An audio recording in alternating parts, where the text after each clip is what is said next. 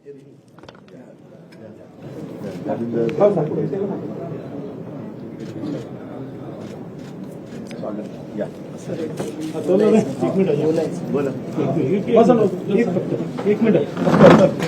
थांब ना, तुम्ही नका पक्ष सोबत होणार. मित्रांनो बसायला लावलाय सगळ्यांना. आज आपण इकडे बसतील आणि तुमचं स्फोट होईल. 5-10 वर्षापासून जे मेहनत घेतली, आज ती मेहनत आपली मी असं समजतो. ठाकरे यांच्या उपस्थितीमध्ये या ठिकाणी पक्षप्रवेश सुरू आहे. शेतकरी क्रांती संघटना ही आता ठाकरेंच्या शिवसेनेमध्ये पक्षप्रवेश करतायत. उद्धव ठाकरे यांच्या उपस्थितीमध्ये हा पक्षप्रवेश सोहळा पार पडतोय. 150 ते 200 पदाधिकाऱ्यांचा हा प्रवेश या ठिकाणी होत आहे. मातोश्री माझ्या हृदयातलं एक स्थान आहे. ती कशी आहे मातोश्री? माझ्या बाळासाहेबांना, माझ्या उद्धव साहेबांचं घर कसं आहे? मी वापस गेलो, पण आज त्या माझ्या दैवाच्या समोर मला बसण्याचा योग आला. याच्यापेक्षा दुसरं माझं कोणतंच पुण्य नाही. म्हणून मी उद्धव साहेबांना आज एवढंच सांगू इच्छितो की साहेब, मी एक अल्पसंख्याक माणूस आहे. मी मीडियाच्या समोर तुम्हाला साक्षी ठेवून सांगतो की मी जीवनात कधीही आमदारकी किंवा मंत्रीपद मागणार नाही, कधीही नाही. तुम्ही जे पक्षात मला जबाबदारी द्या ते मी निष्ठेनं पार पाडील आणि कुठंच तुम्हाला मला बोट दाखवायला जागा फक्त मला एकच मागणी साहेबांना आहे की मला पक्षात काम करण्यासाठी एखादं पद मिळावं आणि मी तुम्हाला पक्ष जे जबाबदारी देसाल ते 1 नंबरवर आणून दाखवेल, अन्यथा तुम्हाला माझं तोंडही दाखवणार. आज साहेबांच्या चरणी मी नतमस्तक होतो. माझी जी शेतकरी संघटना आहे ती आज मी शिवसेनेमध्ये विलीन करत आहे आणि इथून पुढे आता आपण जीवनाचा शेवटचा श्वास आणि रक्ताचा शरीरातला शेवटचा थेंब असेपर्यंत आपल्याला शिवसेनेसाठी जगायचं आहे, शेतकऱ्यांसाठी जगायचं आहे, उद्धव साहेबांसाठी जगायचं आहे. मित्र लक्षात ठेवा, परिस तो परिस असतो आणि लोखंड ते लोखंडच असतो. म्हणून आपल्याला परिसासोबत राहायचं आहे. बस एवढंच आज बोलतो आणि मी थांबतो. जय महाराज.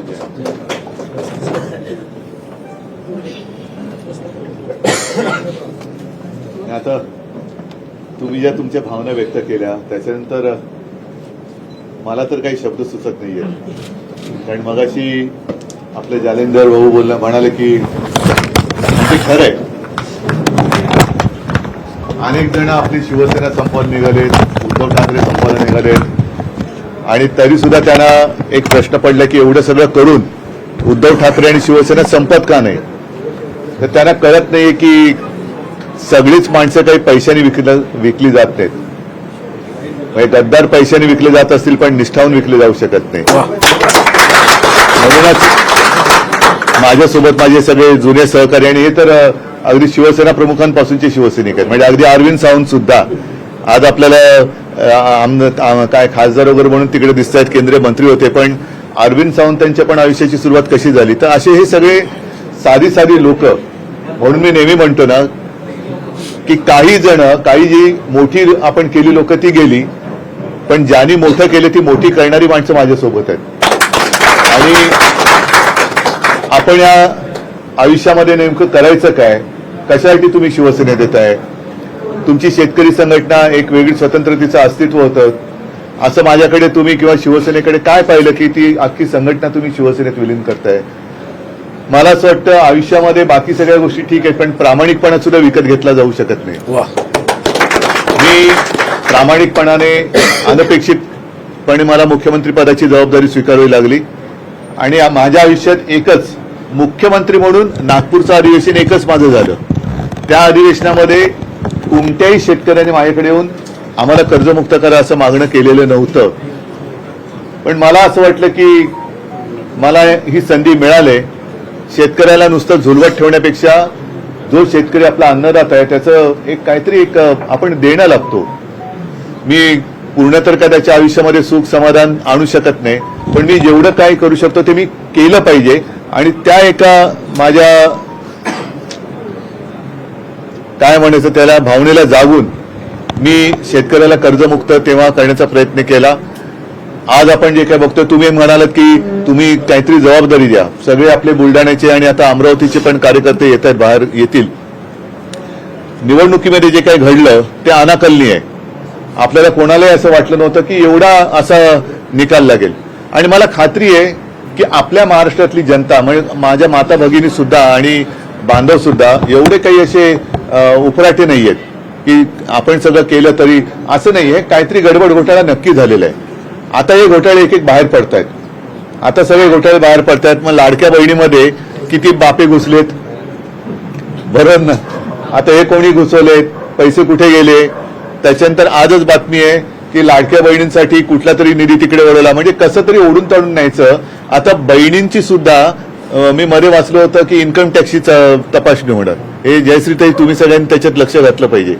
म्हणजे दाखवताना असं मोठं स्वप्न दाखवायचं की क्षणभर धरून चाला की कदाचित काही टक्क्यात लोक त्याला भुलले असतील. पण आता निवडणूक झाल्यानंतर आपल्याला आता त्यांचं खरं स्वरूप बाहेर पडलेलं दिसतंय. दुसरा एक महत्वाचा मुद्दा, मधल्या काळामध्ये आपण आज अकोला, बुलढाणा, अमरावती वगैरे इथे ट्रॅक्टर मोर्चा काढला होता शेतकऱ्यांचा कर्जमुक्ती. हे आंदोलन चालू ठेवलं पाहिजे. आणि या कर्जमुक्तीच्या आंदोलनाबरोबर गेल्या वेळेचं जे आपलं विधिमंडळाचं अधिवेशन झालं त्या अधिवेशनात विरोधी पक्ष हा वरचढ ठरला. आता सुद्धा संसदेच्या अधिवेशनात विरोधी पक्ष सळो की पळो करतोय. कारण मुद्देच तसे आहेत. आपण महाराष्ट्रापुरतं बोलायचं झालं तर पुराव्यानिशी आपण भ्रष्टाचाराचे त्यांना प्रकरणं दिली, पुराव्यानिशी दिली. आता पुराव्यानिशी दिल्यानंतर आपल्याला असं वाटलं होतं, कारण आपलं जेव्हा सरकार होतं आरोप केला की राजीनामा घ्या, आरोप केला की राजीनामा घ्या, या पद्धतीने त्यांचं काम चालू होतं.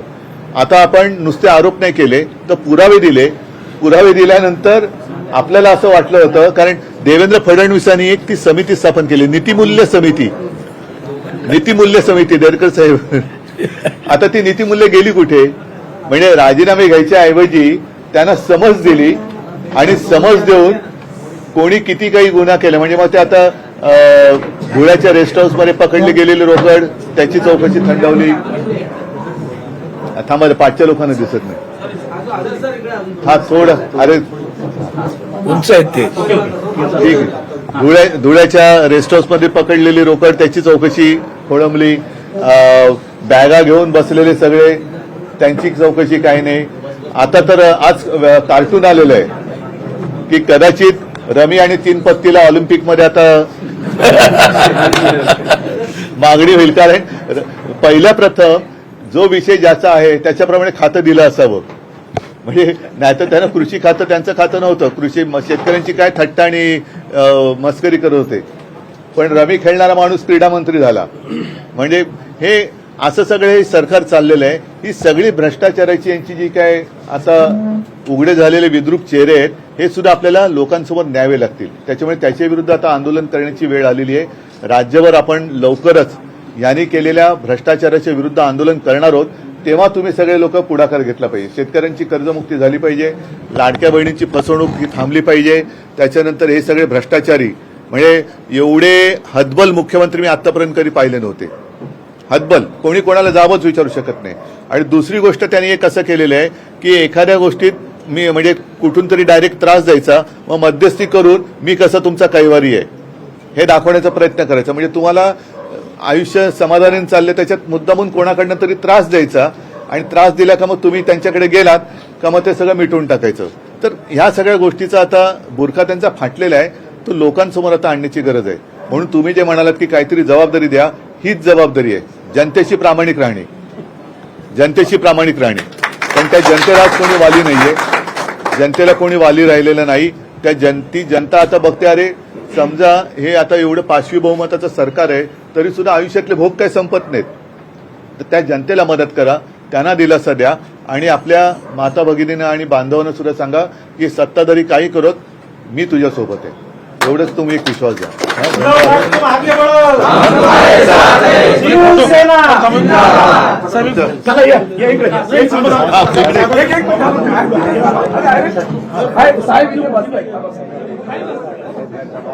खेळणारे क्रीडा मंत्री झाले असं उद्धव ठाकरे यांनी म्हटलं. सगळे पुरावे असूनही या ठिकाणी आरोपींवरती कारवाई होत नाही. मुख्यमंत्र्यांना या ठिकाणी त्यांनी सवाल उपस्थित केलेला आहे. कोणी कोणाला जाबच विचारत नाही असंही उद्धव ठाकरे यांनी म्हटलं. तर शेतकरी क्रांती संघटना आता ठाकरेंच्या सेनेमध्ये विलीन झाली आहे. लोकशाही मराठी ऐका, पहा, जागरूक रहा.